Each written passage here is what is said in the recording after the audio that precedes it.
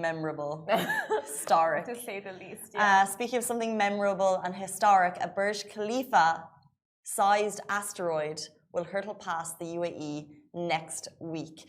This is an asteroid that's quadruple the size of London's Big Ben and bigger than the Burj Khalifa. Can we just have a second to really ponder this? To really ponder an asteroid that's bigger than the Burj Khalifa. Space for me, I just can't. Wow. It's 3,280 foot in total. The asteroid will pass by Earth next week, according to the European Space Agency. It's going to be 76,000 kilometers per hour, so that's about the speed of one tourist in a rented Lambo in SZR. The humongous asteroid will thankfully stay a very safe distance from the Earth. They're going to be 1.9 million kilometers from Earth. That was so funny. Tourist on a rented Lambo. Now, Instagram user Nagham Thaber also added that to the story. She said, "Asteroid will shine at a magnitude of around 10 sky gazers using a backyard telescope that's 6 inches or larger and can observe the asteroid." And others interested in seeing, if you want to see it, the asteroid, you can watch it live on virtualtelescope.eu on Tuesday, January 18th at 10 p.m. UAE time.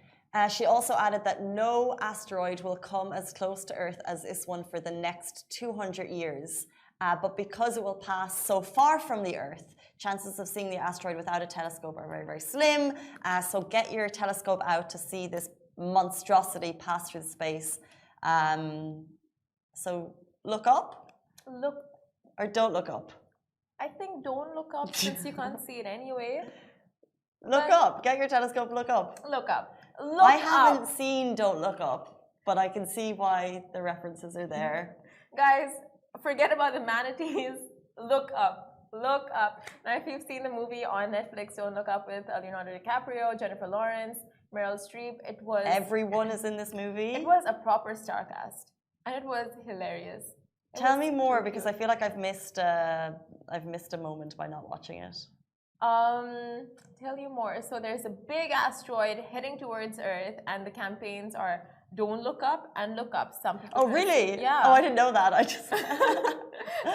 There's a majority who are like, look up. How do we save the planet? And there's a majority like, don't look up. Don't worry about it, because they want to harness all the minerals from the asteroid. So they're like, we're going to go first, harness that, then we'll save the planet. But the other people are like, that's not possible. Just do whatever you can, put your resources into saving the planet. The outcome is quite interesting.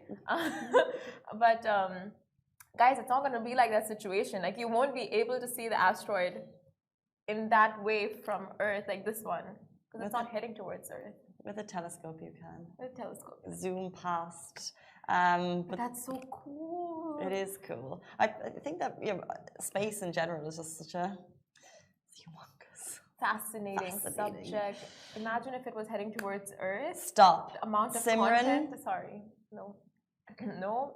But I used to really freak out about this type of stuff. Like when I was younger, I think I watched Armageddon, and after that, I would just be scared of, you just thought the world was going to end. Like, a freak out.